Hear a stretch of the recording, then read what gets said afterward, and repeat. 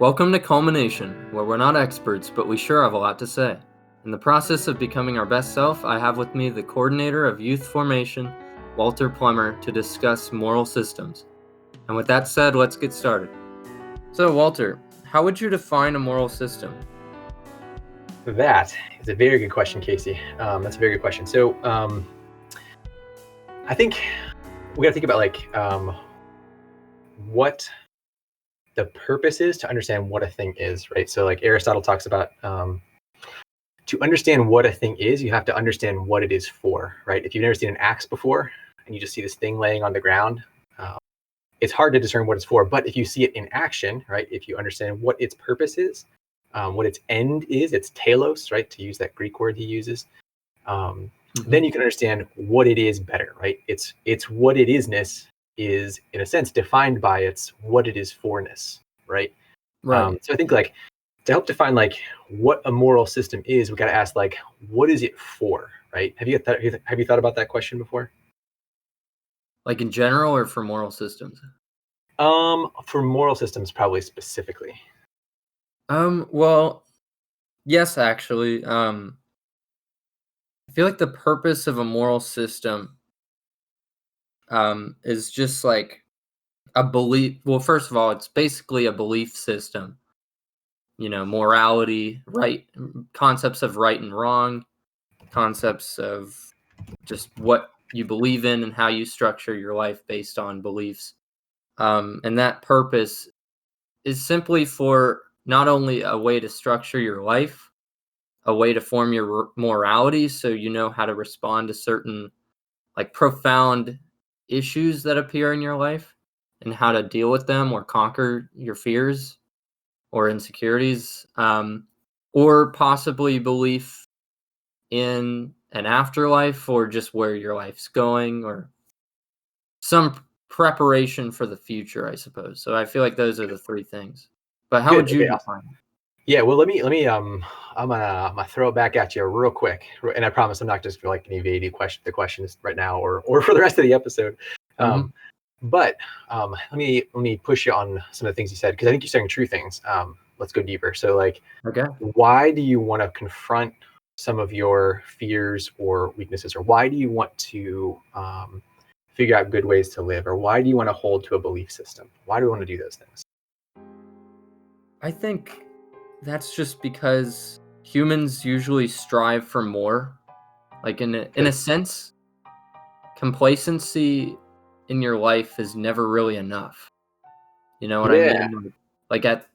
You can take a look at the works of Piaget or Erikson, who are developmental psychologists who studied children, or just I think Erikson studied more people beyond children, but they basically defined like age groups based on this might be more Erikson, but I remember it was like at this stage of your life, so like age 4 to 8, you believe in this, and then like teenager, like 8 to 12, you believe in this.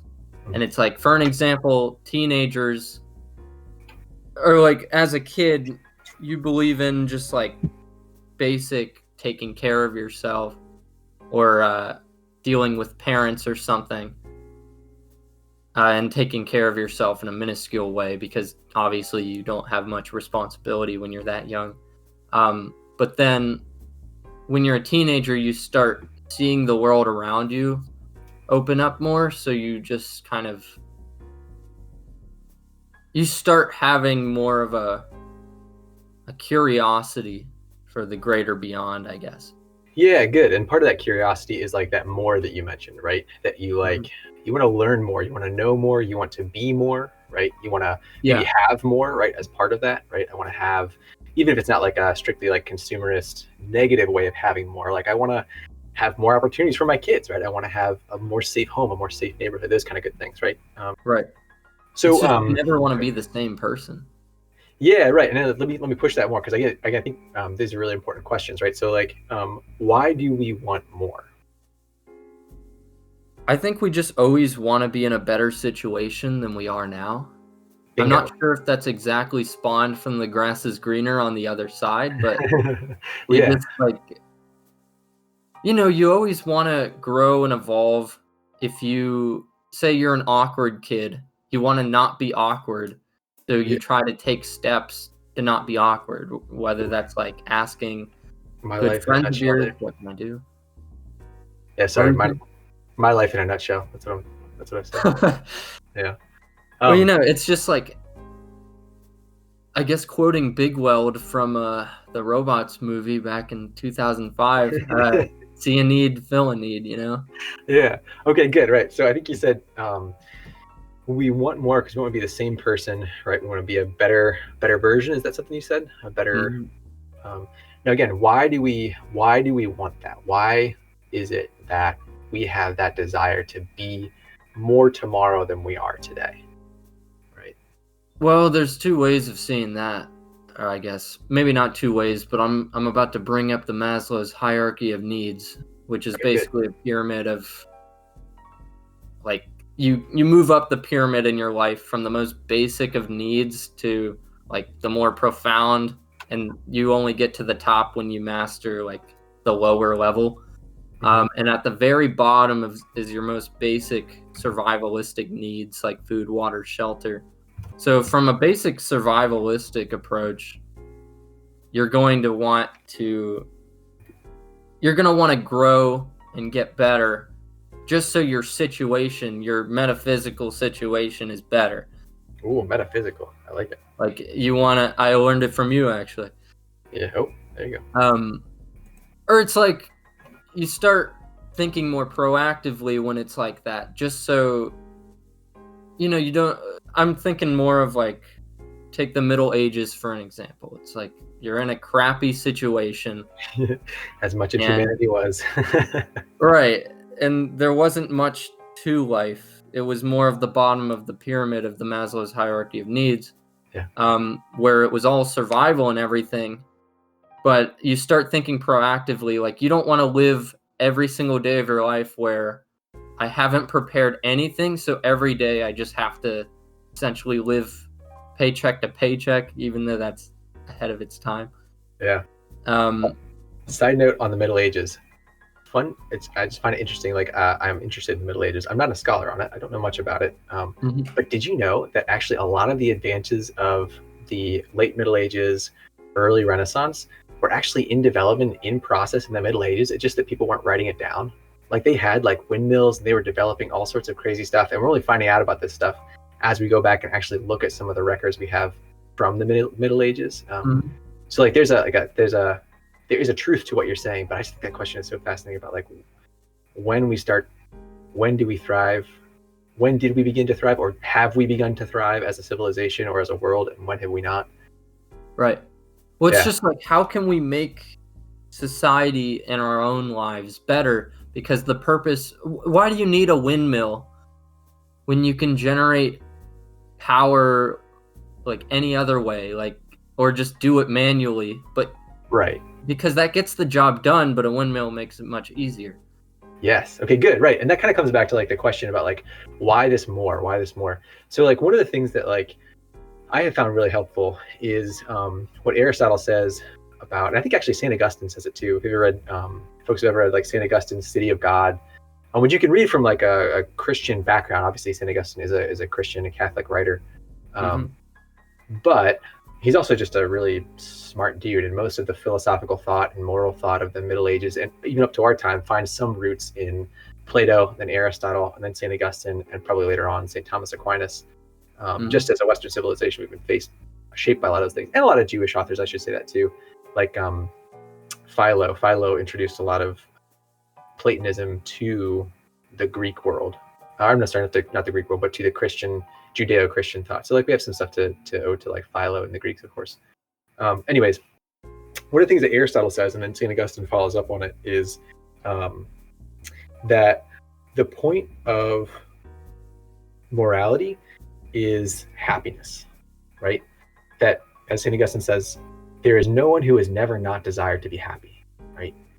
Everyone desires to be happy. St. Augustine says, even as the words come out of my mouth, even as I write these words, he says, there's no one who will disagree that they want to be happy, right? And in some twisted way, even the folks who like make terrible decisions with their life, like I had a friend who this is like not the terrible decision she made, but she had some really hard stuff happen to her. Mhm. And then she kind of got stuck, right, in this hard stuff. And she felt in some way that the best thing for her was to dwell on this hard stuff and kind of be encircled by it, and in a way trapped by it. Like a And in loop. some, yeah, kind of. And in some way, she felt like it would be wrong for her to move past it, right? It would be wrong for her to move past this tragedy. And the motivation for that is in some kind of way because we think that's what's going to make us happy, right? Even those decisions we make that are actively self-destructive, right? In some way, hopefully in a misguided way, we think that those are going to make us happy, right? So a question of like moral systems and what are they? What's their point? I think we have to come back to what Aristotle called it, which is eudaimonia, right? The good life. The prefix eu in Greek means good, and daimonia I think means like spirit or something in Greek. I don't know. I'm not a huge Greek scholar, but it says eudaimonia, the good life, right? The happy life. That's the whole point, I think, of moral systems, because we want to be happy, right?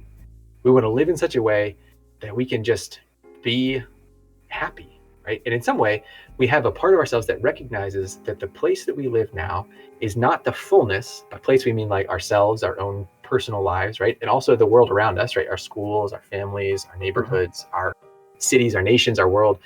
It is not as it could be. It could be better than it is now. People could be happier than they are now. And so I think like the point of a moral system is to come back to that question of happiness, right? What is it that is going to help us to be happy? And then, the rest of human history is a conversation about like, how are we going to find that? I've heard another guy put it, Charles Taylor, who's a Canadian philosopher. I think he's Catholic, but he just he's not writing from a Catholic perspective in his philosophical writings. He just writes of it as fullness, right? We encounter a place of fullness in our lives, and the rest of our lives are spent as a pursuit of that place of fullness, right? Where we are most full of what we're meant to be, most full of peace, of hope, of love, of joy, right? Other people in like the Christian tradition will talk about it as peace, right? This a fullness, a fullness of right relationship. Yeah. That then spills over in every part of our lives. And again, in some way, I think moral systems are about a way of life, a way of choosing, a way of having, a way of being in relation to others that helps us to pursue that final end of happiness, right? Does that If you kind of make sense mind to you? if I ask a quick question? Oh, yeah. Do you think fullness and happiness are the same thing Good. That's a really good question. So like, in terms of how you define it? yeah, right. So I think well, I don't know. Here's my thing about like, truth. So like we've had conversations about this before, so pull me back if I get too far off, Casey. But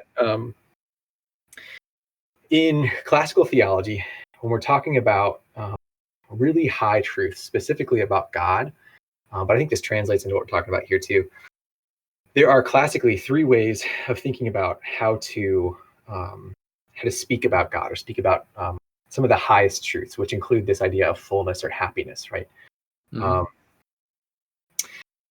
There's the via affirmativa, the via negativa, and the via analogia, right? Which is Latin for the way of affirmation, the way of negation, and the way of analogy, right?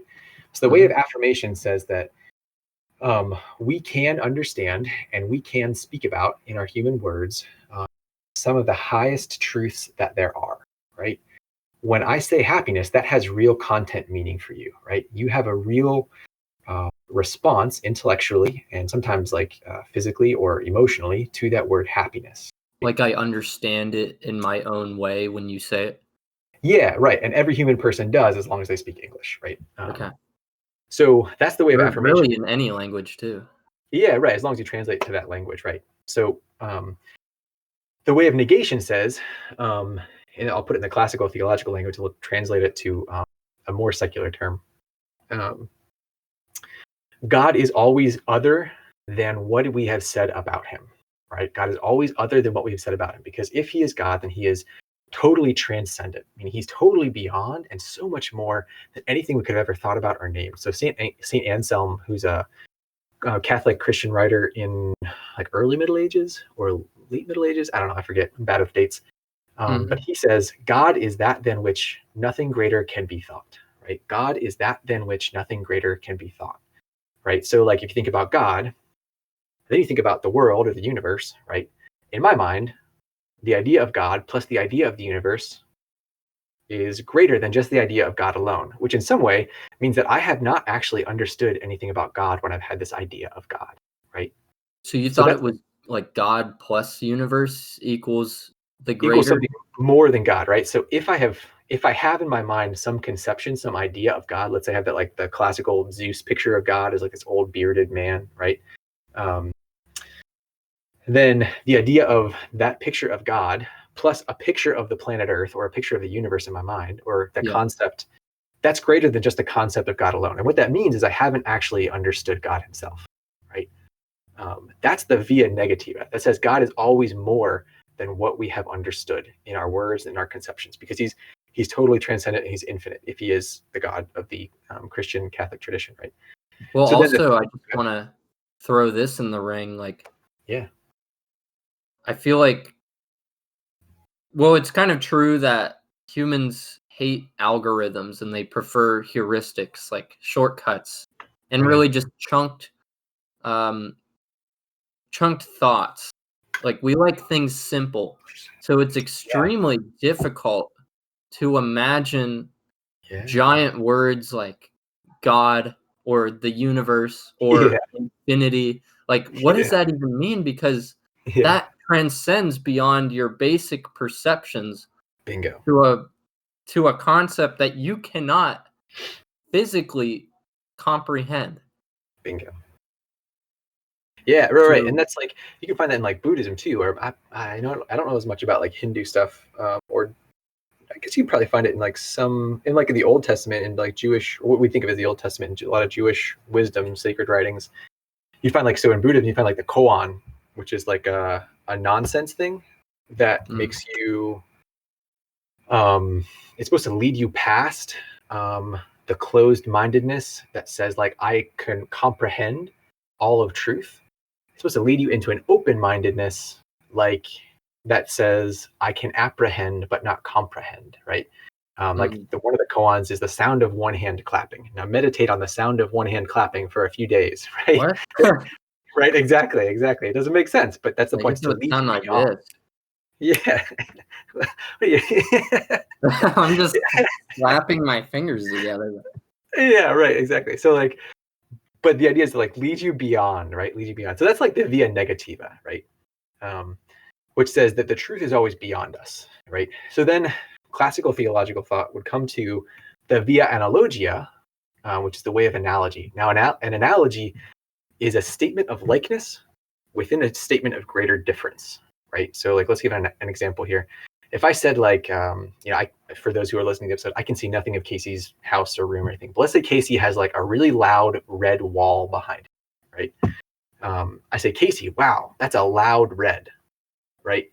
Is the red actually making sound? Well, no, right? But in some way, the color of that red is analogous to the sound of, let's say, like a trumpet in an orchestra. I say, wow, that's a loud trumpet, right? In some way, it stands out, even though I'm using an auditory analogy. There is a statement of similarity between the sound of the trumpet and the visual effect of that color that's encompassed by a greater difference, right? So in no way am I saying that that color is making a sound, nor am I saying this sound is making a color, but I am saying there is a similarity between their relations to one another and relations to the sounds and colors around them that is true, right? There's a Mm. similarity that is true even though they are different. So that's like classically what people would say about theology, right? So even though we can say some true things about God, and God is always more than what it is we have ever said about him, yet that does not mean we have zero access to him. It does not mean we can say nothing true about him. It just means we have to understand that anything we say about God is analogically true, right? That means Yeah. it's true in a sense as far as we understand it, but so if I say like God is good, I have an image of like your goodness or my goodness, right? I can say like God is a good listener, like Casey is a good listener, right? Um, And that's true as far as I can understand it, but that's only true insofar as I'm thinking of it as it relates to human nature. And it relates to God's nature, it transcends and goes to like this whole other dimension of truth, right? So like we've been speaking theologically this whole time. Let's translate that down to our question of like happiness, fullness, peace, right? When I think about those things, I think about the reality of what the thing is as this like diamond, right? It's out there in the world. You and I, with our words, our concepts, our understandings, are probably only ever going to touch 3 or 4 facets at most of this diamond, right? And yet it is there. And when we have dialogue about this diamond that is out there, you and I can come to a more full understanding of the truth through our mutual dialogue and pursuit of the different facets of what this one diamond has. Does that kind of make sense to you? Kind of, but what? So, I mean, we've talked about this a lot actually, but Yeah. really for the podcast and also just in general, what is truth? Because Oh, yeah. you've thrown this variable into the ring with peace, happiness, and fullness. Yeah. And it's like I understand kind of like what was that you said? Like you said a word and I responded to it on my own, right? What was that word? What was the word? Oh, happiness or happy, right? No, like when you say a word, it's like I respond to it. It was like one of the 3 things. You're talking about the one of the ways, like the way of affirmation or truth. Yeah, like one of those. Which one's the response one? I'm not sure. So there were the 3 ways: were the way of affirmation, the way of negation, and the way of analogy. What do you think about one of those? I think it might be the first one. Where we can say true things, right? As far as we understand them to be true. Yeah, I think that's the That's one. probably Like true. I Yeah. resonated with that word, the truth, like every time you've used it, but Yeah, good. Can you define truth? Well, I don't know. I mean, like this is where like the title of your episode is going to be super, super important, right? Because I don't know that I know any humans who are actually experts on truth. Well, So like what is truth based on how you're using it? Like what is yeah, good. Yeah. So let's think about it. So like the question you're asking is a really good one. It's a question that like Pontius Pilate asks Jesus, right? And so for those who are not coming from like the Christian tradition, Pontius Pilate is the Roman governor who Jesus is on trial before Jesus goes to be crucified, right? The Jewish people bring Jesus to Pontius Pilate, and I forget what the dialogue is. Jesus is talking to Pontius Pilate, and he says, I should know this, like, as a Catholic youth minister person, I should just know what this is. But Jesus says something, and then Pilate's response is, what is truth, right? So like, this is a huge question. This is a very important one, right? And I think it actually ties back to our conversation about what's a moral system, what does it mean to be happy, right? Mm-hmm. There are different ways of speaking about truth, right? I would put myself in what I would call a moderate realist category, right? Mm-hmm. Moderate realists in the Aristotelian, Thomistic, as in like Thomas Aquinas, Aristotelian Thomistic tradition, which I would kind of like follow as a good way to go. But it's not just limited to like Catholic thought. There's moderate realists in Islam, because actually St. Thomas Aquinas gets a lot of his Aristotelian understandings come from Islamic writers like Avicenna and Averroes in the early Middle Ages. Because they actually had the writings of Aristotle before Latin Christendom did, before the Latin world had this stuff. They had access to it because, anyways, interesting stories. I'll come back. Yeah. So moderate realism would say that, kind of like the X-Files, right? The truth is out there, right? The truth is out there. It exists beyond our heads, right? There are things in this world, and those things have what might be called natures or essences or forms, right? Mm-hmm. They have identities in and of themselves, which exist independently of my understanding of them, right? So then the truth, as Aristotle, I think, would put it, and as Thomas Aquinas, I think, would put it, the truth is the adequation of the intellect to the object known, right? The adequation of the intellect to the object known, meaning that I have in some way to form my mind so that it most accurately reflects everything that I can come to understand about this independently and really existing thing in the world, right? Mm-hmm. So that would be kind of like my stab at like defining what you say by what that question the answer to the question, what is truth? The adequation of the intellect and the independently existing things, objects, truths that exist outside of my mind. Now, I will say, people can take this with a grain of salt. There are other ways of conceiving truth, right? There's what's called idealism, right? Or nominalism, right? Those are kind of, in my understanding, they're like similar terms. And they would say something like this. They would say that there's simply a blank canvas out in front of us. I think Buddhism makes some similar claims. There's simply a blank canvas in front of us onto which we shape by our understandings, right? So the difference there is that I hold the truth within myself and I reshape reality to fit my conceptions, right? Versus somebody who doesn't have the truth, who spends his life searching for it. Right. So like, that's an interesting duology. Yeah, right. So that like the split between, or dichotomy, I guess. Right. Right. So like the split then is between, am I receiver of the truth or am I creator of truth? Right. And that's an interesting question because I think it has a lot to do with a lot of the conversations about morality that are happening in our world today or have ever happened. Mm-hmm. Do I create this or do I receive it? Is there a truth to which I am beholden and into a right relationship with which I should enter? Or is there just a blank canvas onto which I, as a creator, get to choose what is true and not true? Right? Am I receiver or am I creator? Right? Does that kind of make sense? Yeah. And is a moral system basically that? Like, did those fit into a moral system? Tying it back? Yeah. Good. So yeah. Thanks for bringing me back. I always talk about this with our like youth group. We always have like awesome discussions. But I always joke, like, if you can get the shortest line is from A to B, right? Straight line from point A to B. We're going to take like a semicircular route that actually backtracks a little bit and kind of goes around the long way. And then we're going to come at point B from the opposite side because that's just more interesting. So I appreciate your willingness to pull me back from that.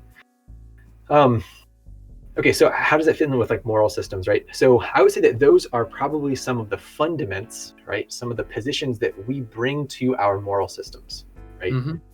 Because if a moral system is a pursuit of happiness, right? A right life in relation to what is going to make me happiest, bring me that peace, that fullness. And then a realist or nominalist / idealist conception, those are probably going to be foundational to the way in which we conceive of our moral systems, right? Rather than the moral systems themselves, those are going to be some of the foundations to it, right? Like the way you view the rest of it. It's like, or your approach. Yeah, right. Because like, so I heard a phrase somewhere. I forget where I heard it. It might be Charles Taylor again. I'm on a Charles Taylor kick lately. But I think one of the things he says is morality flows from metaphysics, right? What we should do, and for those who don't know what metaphysics is, Casey and I have talked about this a little bit before. Metaphysics is a study of what is, especially of what is in a way that is beyond, or meta, right? Physics, what's after physics, right? What's beyond the physical world? Is there something more than that? Is there like, are there spiritual things, right? Are there things that we can know by the use of our reason, right? Rather than, metaphysics isn't necessarily religion, or not revealed religion, I would say. We can talk about the difference between like revealed religion versus natural religion, or metaphysical religion.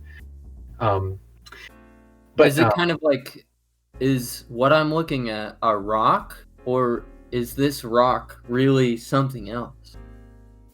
Yeah, right. Or do I just have the conception rock in my mind because it has been told to me, and I am fitting this kind of amorphous thing into that category of rock, right? Right. Like, who's to say this thing's a rock and not a orb of knowledge? Exactly. Which is like, the foundation for like some fun stories can go that way, right? So those would be like foundations. So metaphysics is the study of what is, right? Morality always flows from our metaphysics, right? Realism and idealism are metaphysical claims, and they're going to shape the way we think we ought to live based upon those metaphysical claims. Does that make sense to you? Or actually, so it's kind of like metaphysics first that shapes the path of either idealism or realism, and then based on your decision, it leads to your moral system path Yeah, or it your can influence beliefs it. and your morality and what your concept of the truth is. Yeah, or at least it influences it, right? Because there are plenty of Catholic nominalists out in the world, or Christian nominalists out in the world. There are plenty of Christian Catholic realists out in the world, moderate realists, Mm. strong realists. There are those out there too. Um, so I guess I should qualify what I said there. Metaphysics is the study of what is, right? Another word for that is ontology. That's like the more modern term. The study of being. What does it mean to be? What is isness, right? What is this? Yeah, right. Which is like hilarious. When you start talking about this stuff, you have to use words like what is treeness, right? What is rockness? What is the essence Rockness. of what this thing is? What's also just really weird because I had a debate with my friend Rohan, who was actually the guest on the first episode of this Oh show, yeah, yeah, and we were debating about like if an objective truth even exists, yeah, because every single thing could be argued from a subjective viewpoint. For yeah. instance, like think about well, really think about everything. Because take The Rock for an example. Like, it Mhm. might not just like, who's to say it is a rock? Or who's And to not be say that it's overcomplicated. gray or black? Yeah, Because then you consider that all of color is perceptive and subjective, therefore, because it's just light reflecting to your corneas. right, And some right. people are colorblind, so a rock might be, I don't know, like magenta or something. Okay, it's not that bad, but you know Yeah, what I mean. yeah, right. No, right. So you're totally Like right. So green might be red, so who's to say that that grass is green? yeah, Like, who knows? Grass might be red in an alternate reality. Maybe there is an alternate reality. or Like, yeah, right. you know, Yeah, like you just but the more you think about that argument, the more you just tear apart every fissure of your brain and just like everything I know is a lie. yeah, right. Exactly. And So that's I would think that's kind of destructive, but I just wanted to throw that yeah, out. yeah, totally. And honestly, like I think that's a really helpful thing because I think that's a big part of um a big part of any kind of conversation about right and wrong is that part of the conversation, right? That says who's right, who's wrong, right? As in like WHOSE, right? Who is inventing this? Who does it belong to? Who is saying this, right? Um, so But I like, guess that's why you need to think of because no objective rules exist in the scape of the world. That's why I think that's why people would want a moral system. Like well, kind and of again, we yeah. need to So define our own rules, kind of setting a standard because otherwise a standard wouldn't exist objectively. good, yeah, okay, right. So now, one of the things you said there is like there's no objective set of rules, and that's something that like from the Catholic or Christian tradition that I think maybe from the Judeo-Christian tradition and from the Islamic position, and maybe even from the Buddhist. Again, I don't know as much about Eastern religions, maybe as Mhm. I should.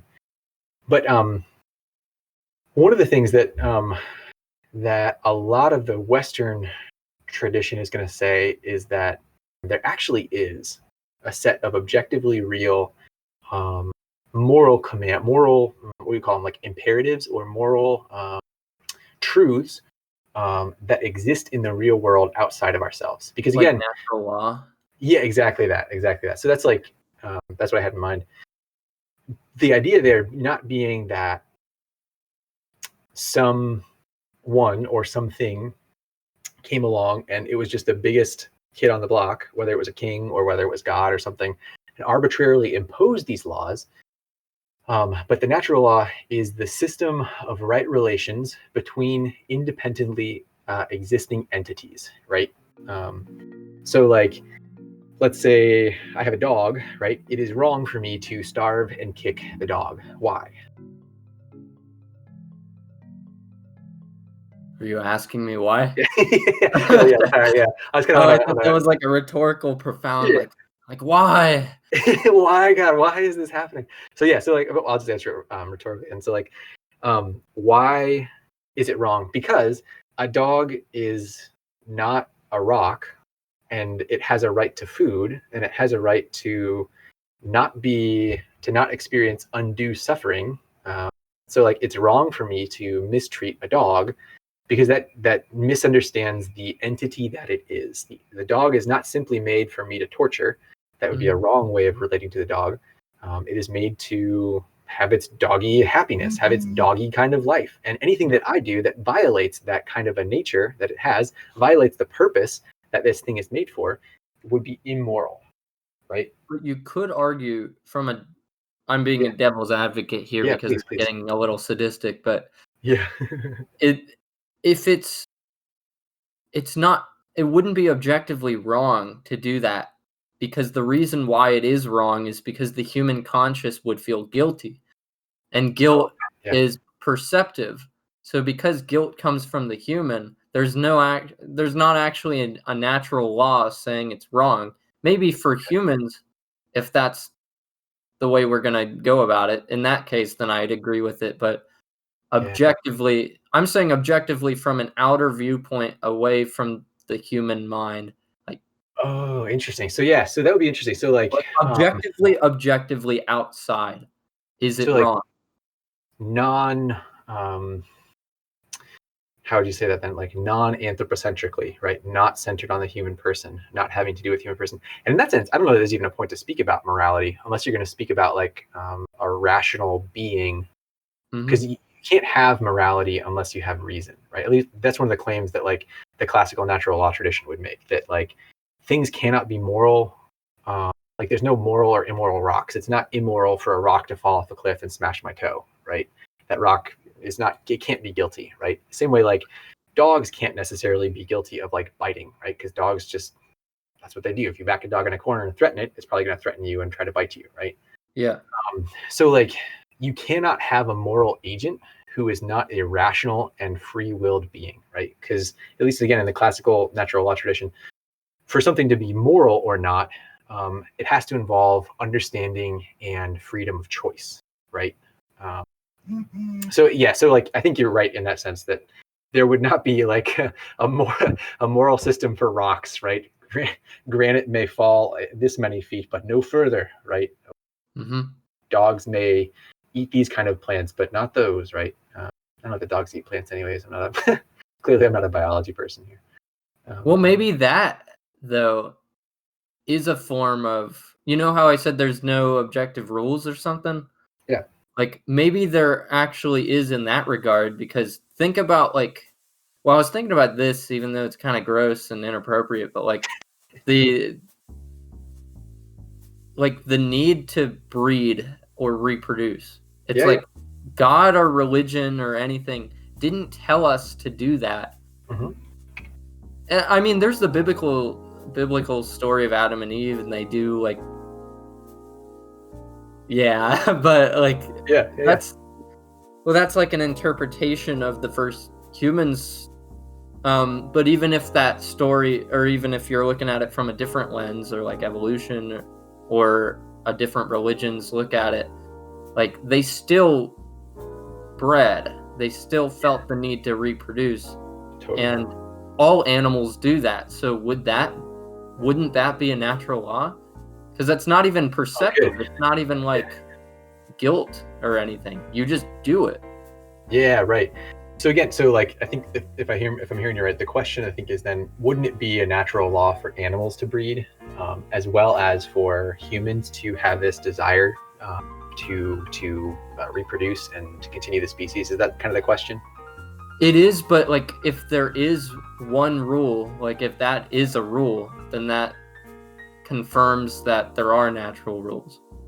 Yeah, kind of. Yeah, so that would be true. So like, I think again we have to use the word nature with understanding of the different ways that the word nature is used. So like when we think like natural today, honestly, I think people think like natural sciences. So like physics, biology, chemistry, geology, right? Those are the natural sciences. This is a study of the courses, the way in which the processes of the natural world work, the non-human physical processes of the universe, right? And those are good, right? When we're talking about natural law in the classical tradition anyways, we would be talking about natural moral law, right? So like human nature.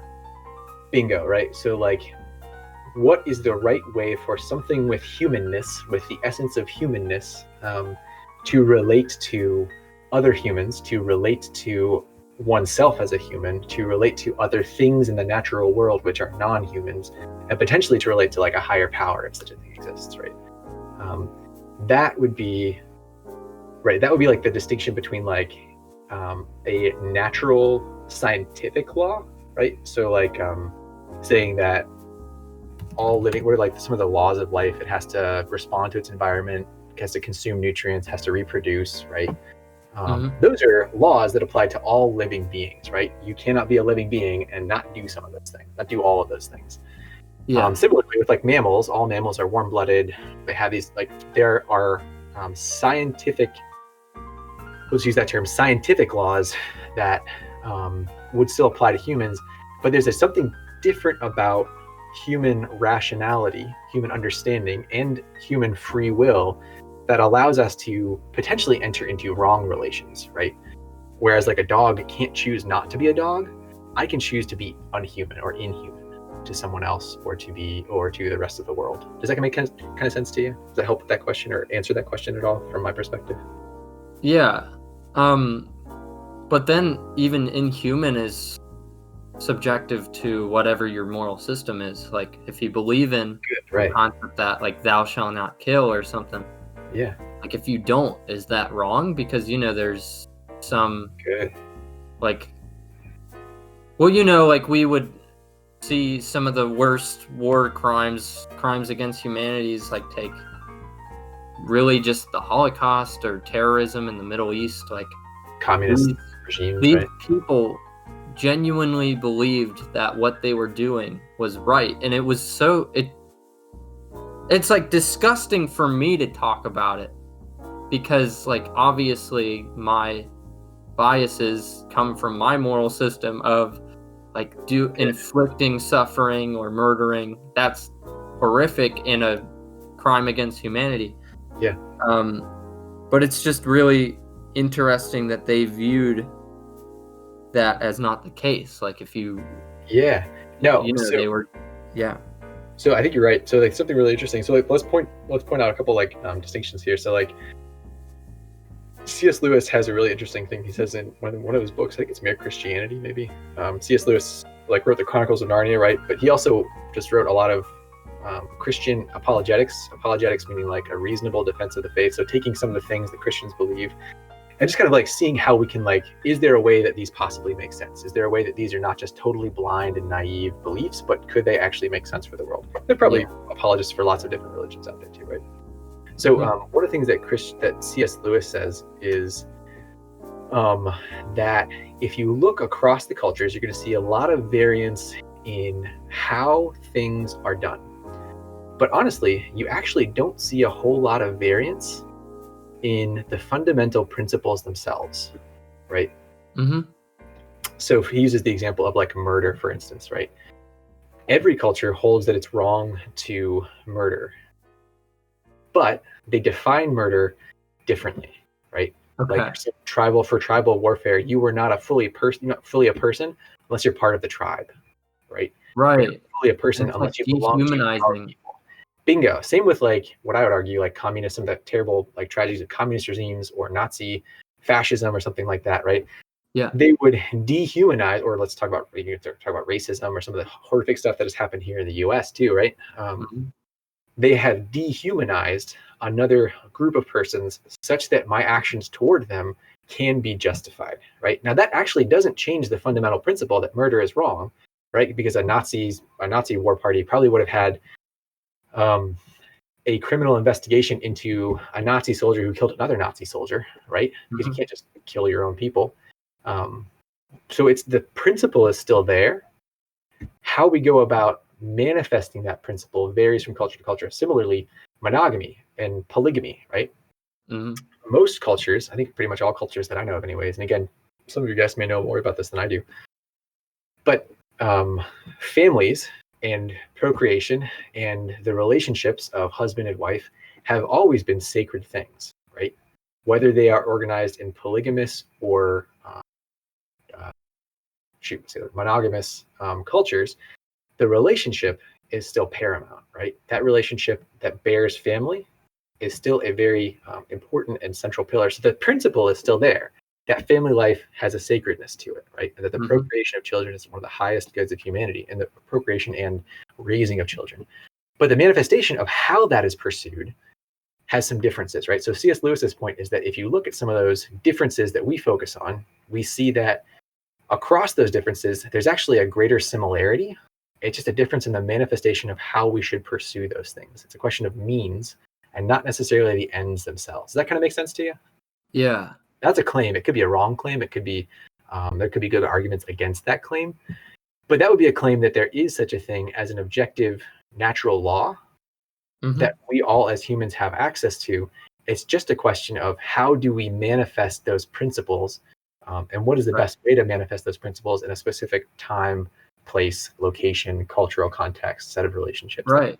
And then it combines with, it's like that's the moral factor, but it combines with not only like the scientific, like the metaphysical world, but also just human nature, like raw behavioral human nature in general, like kind of how you said that, or like with the, the communist or fascist example, it's like you have one group versus another. Like I feel like humans are naturally tribalistic in the sense that they like a place of belonging, but there's also a level of groupthink where it's like we're against them because they're different, whether they've wronged us or whether we don't agree with their moral philosophies or their principles or their actions or their behavior.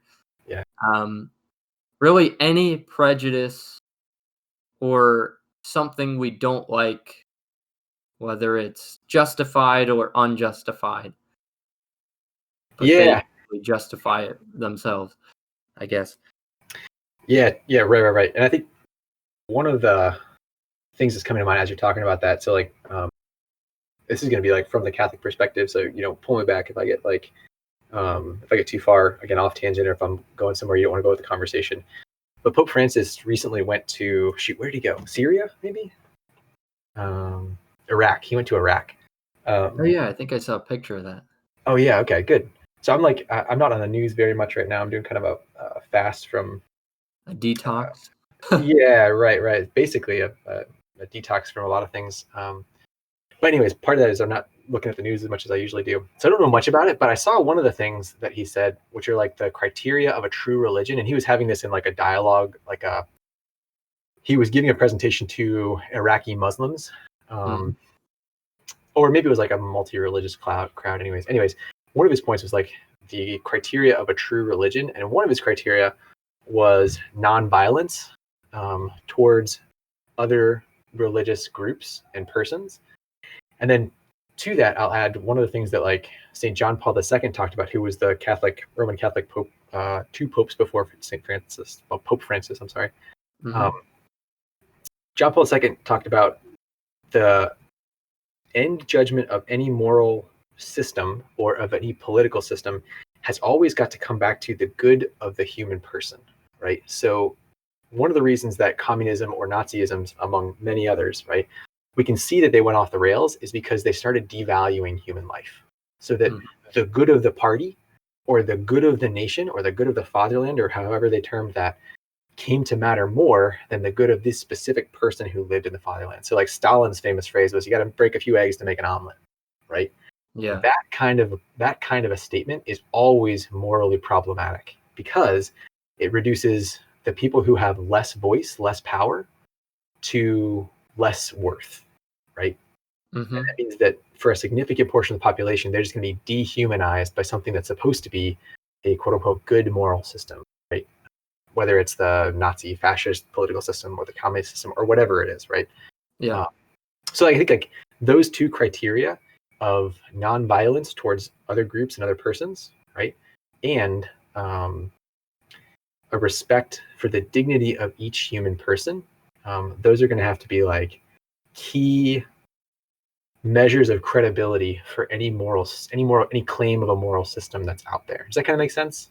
Yeah, it's like for this to be righteous in a sense. It's like Yeah, right. And like honestly, like you can look at world history and see why that is, right? Why are we as a society so concerned about nonviolence, right, or protecting our people from violence? Well, because you look back at the past several hundred years, you know, like the 20th century is the bloodiest century in the history of the world. More humans died in the 20th century than at any other point combined in human history, potentially. And again, we can put a little asterisk by that claim because I have heard people say that. I have not researched that number myself. Well, I think 66 million people total died in World War II. Yeah, and that's just World War II. That's not even like Just World War communist II. regimes after World War II. That's not in like, yeah, right. Although, you know what's interesting about that is, you know, war continued and everything after World War II. There was the Cold War and proxy wars like Korea and Vietnam. Mhm. And, you know, Afghanistan and everything later. Yeah. But what's interesting is that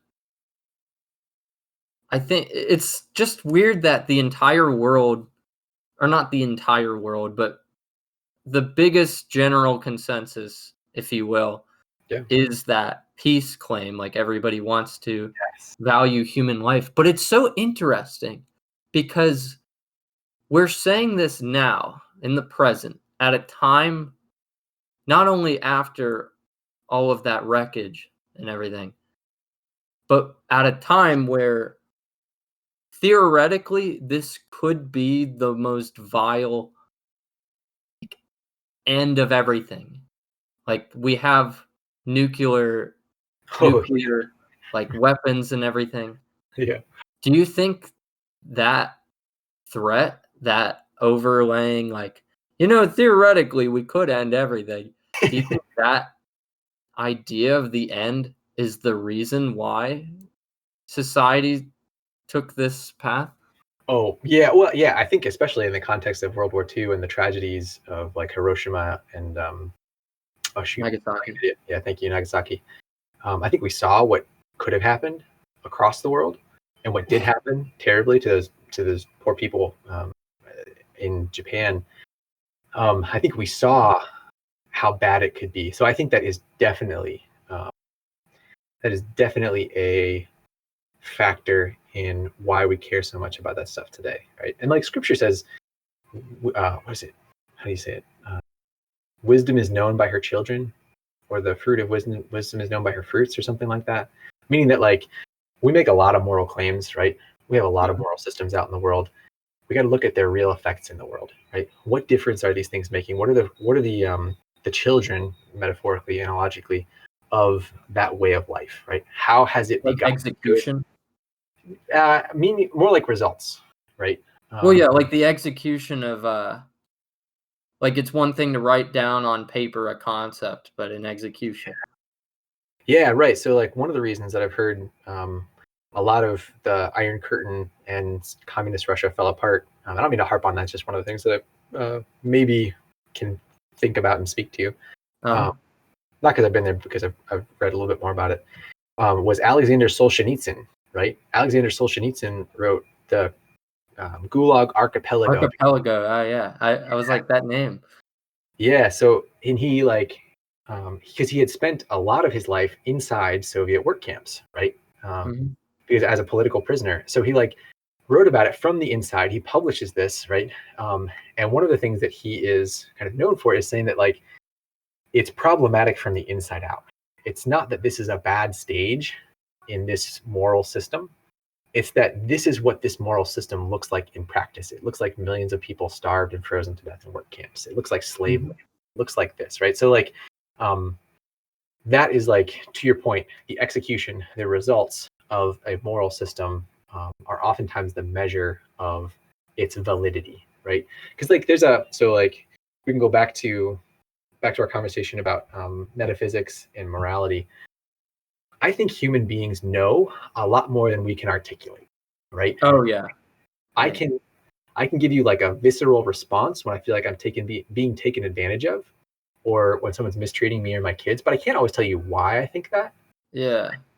In a similar way, when we encounter something that's just like deeply wrong, we almost have that visceral like biochemical response sometimes, right? Mhm. Now, it may take us a while to articulate what it is about that and to work it out, but like we know it in a real way. And that's that idea that like wisdom is known by her children, or the fruit of a moral system is how we judge a moral system is in part by its fruits, its effects, and execution, right?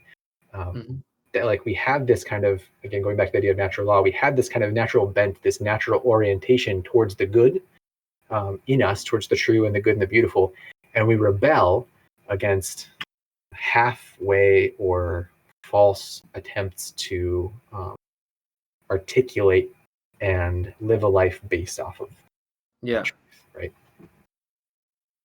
It's like in the classical tradition, they would call that, what do they call it? It's like the idea that we have, it's like we're built like compasses, right? We have a magnetic attraction towards the true and the good and the beautiful. And our whole life is just a pursuit of that, and a pursuit of trying to recalibrate ourselves to find it in the midst of all the confusing and chaotic and difficult circumstances of daily life. But isn't that just the realist perspective? Yeah, it would be from a realist perspective, absolutely. Right? Or but actually, we could have that from an idealist.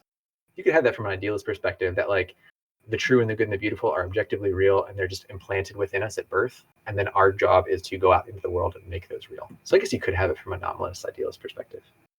Do you think there's overlap between those two perspectives? Yeah, even though they're essentially a dichotomy, isn't there an overlap? Definitely, because like there are some things that, and this is like part of my master's thesis was on the problem of language, right?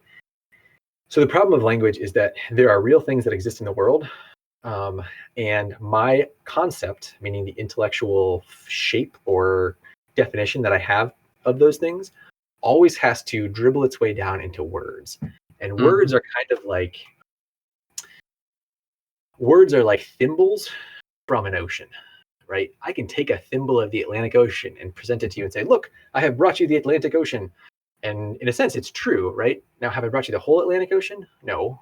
Have I brought you a part of it? Yeah, right? Right. Words and our ability to create those things are always impoverished in relation to the grandness and awesomeness of the objective thing itself, whatever that thing is. It could be a tiny thing like a cell or a large thing like an ocean. Sorry, go ahead. I thought of a good like metaphor. Yeah. Or I guess analogy maybe. So it's like you have soup, right? Like in a bowl. Yeah. A bowl of soup, chicken soup, if you will. And chicken soup. Or like you're pulling out leftovers from the fridge and you had it in this container and you're pouring yourself a bowl of it.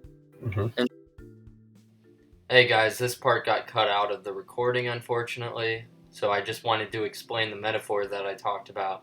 Basically, you have a bowl of soup that you're pouring from your leftover container of soup from the night before or something. And when you pour the leftover bowl into the new bowl, obviously most of the contents of the soup get into the new bowl, but there's still some left over on the sides that you can never truly get into your bowl.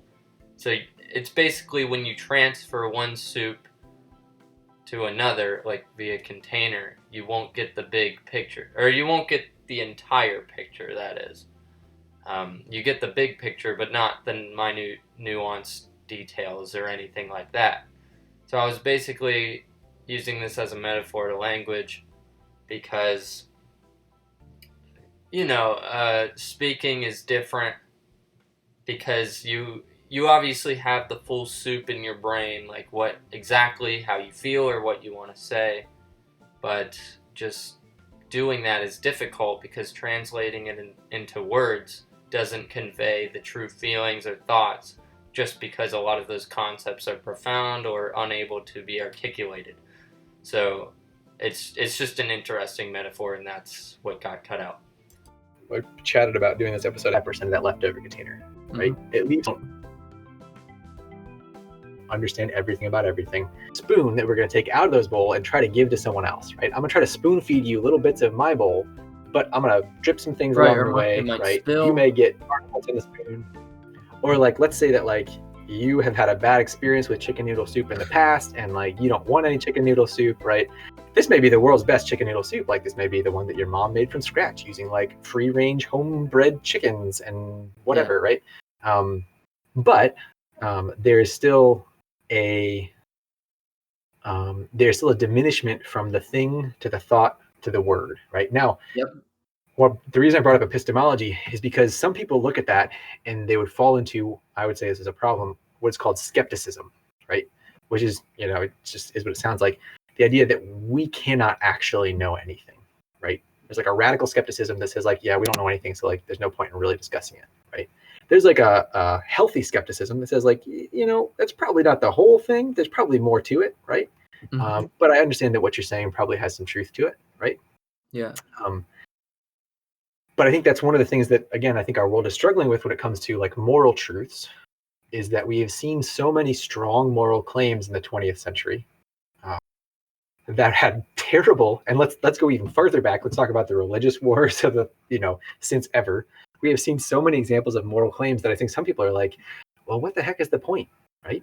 Why should we make a moral claim? Why shouldn't we just like, you do you, I'll do me, your truth can be your truth, my truth can be my truth, and like we'll just like be chill, right? Well, I'll ask you, why not? Bingo. So that's like a great question. I'm glad you asked. So I think there's like two ways of answering that question. One is like in principle and one is in practice, right? So in principle, the principle of non-contradiction always holds, like period, ever. The principle of non-contradiction says two contrary claims about the same thing at the same time cannot both be true. So let's say that like we're both standing outside in the same location and we're both holding thermometers, right? I say it is 51 degrees outside today. And you say, no, Walter, it is 75, right? One of those claims is true. One of those claims is false, right? Let's translate that. Maybe they're both wrong, though.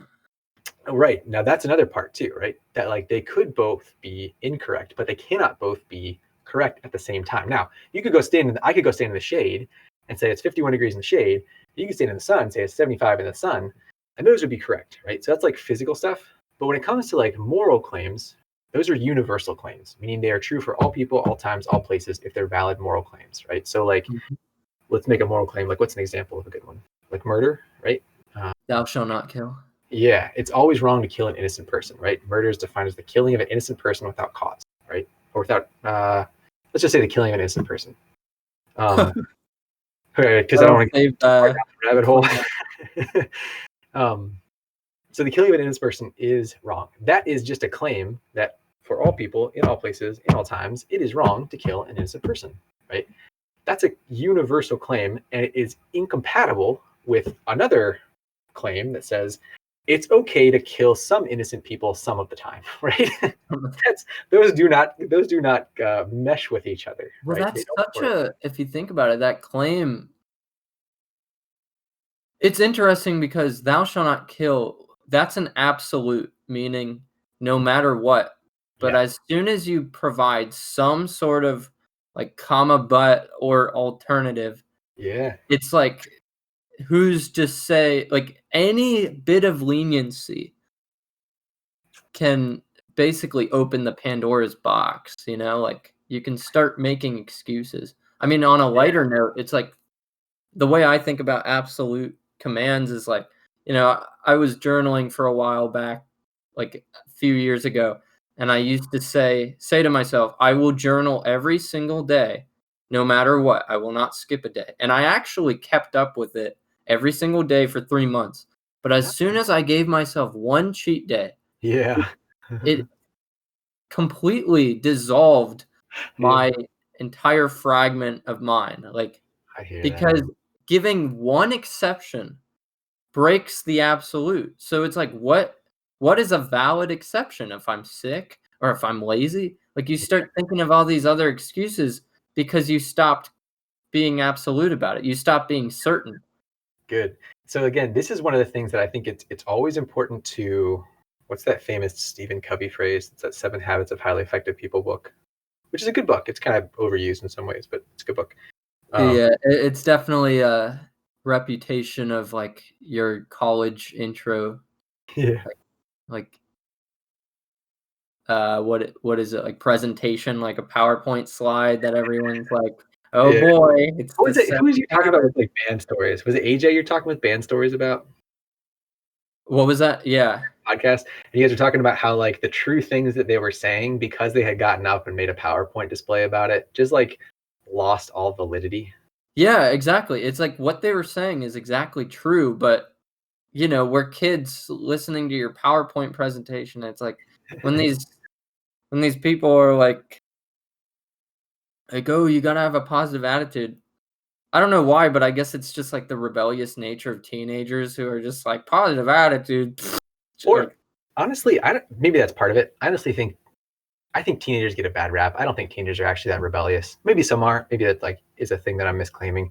I think here's what I think. I think teenage culture, and again, you can yeah, I make all sorts of claims, Casey. So you could go ahead and like poke at the claims or yeah, like yeah. Although I'm not really a representative because I'm 18 talking to you about like the depths of philosophy, so I'm really not the best representative oh I know, of but my you're like generation. yeah, well, I don't know that I'm the best representative of my generation either. Let's be real about that. Check out part 2. I'll see you then.